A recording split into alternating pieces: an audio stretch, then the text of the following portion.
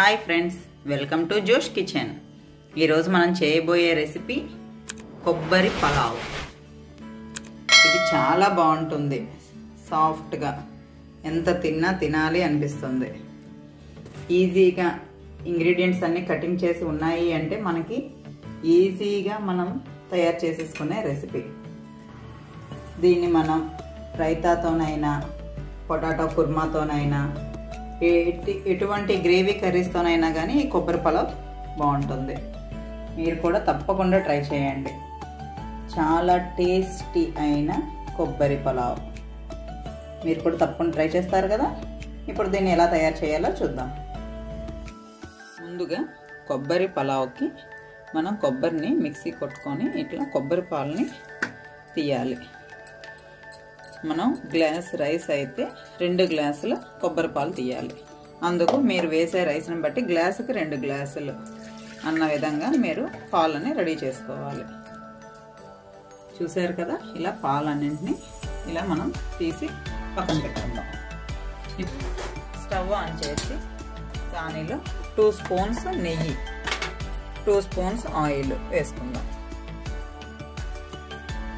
Oil మరుగుతున్నప్పుడు biryani ఆకు, షాజీరా, star పువ్వు, ఇలాచి, లవంగాలు, మిరియాలు, ఇది అనాస పువ్వు అంటారు, ఇది వీటన్నింటినీ ఇప్పుడు దీనిలో వేసుకొని ఫ్రై చేసుకుందాం. దాంతో పాటు పుదీనా,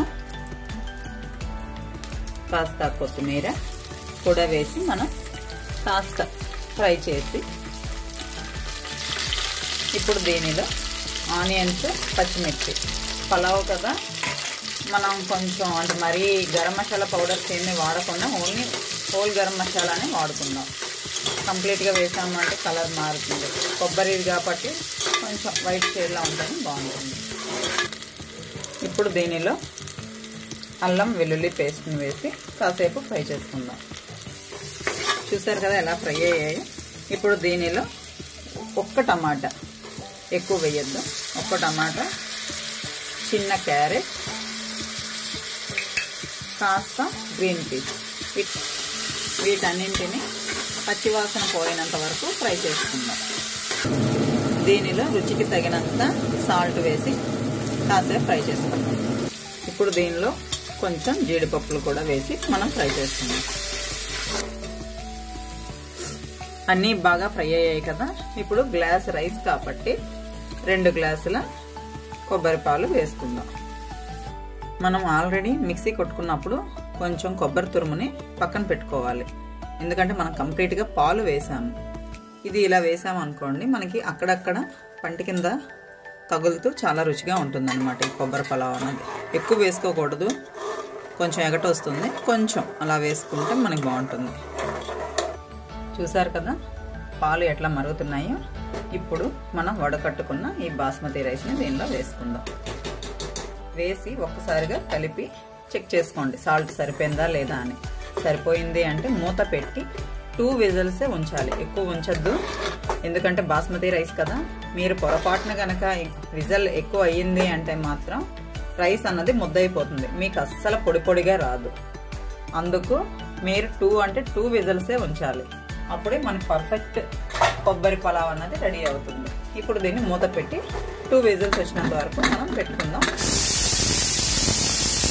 చూసారు కదా, ఫస్ట్ విజిల్ వచ్చింది, సెకండ్ విజిల్ కూడా వచ్చింది. ఇప్పుడు స్టవ్ని ఆఫ్ చేసుకుందాం. దీన్ని మనం ఒక 20 మినిట్స్ రెస్ట్ ఇద్దాం. చూసారు కదా, మనం 20 మినిట్స్ రెస్ట్ ఇచ్చిన తర్వాత ఎలా ఉందో అన్నది ఇప్పుడు మనం చూద్దాం. మనం దీన్ని పైనుంచి కాకుండా కింద నుంచి ఇలా కదిలించుకోవాలి. అప్పుడే మనకి పొడి పొడి అయిన రైస్ అన్నది వస్తుంది. దీన్ని స్లోగా ఇలాగా రిమూవ్ చేసుకొని మనం సర్వింగ్ ప్లేట్లోకి సర్వ్ చేసుకుందాం. మీరు కూడా తప్పకుండా ట్రై చేయండి. Thanks for watching.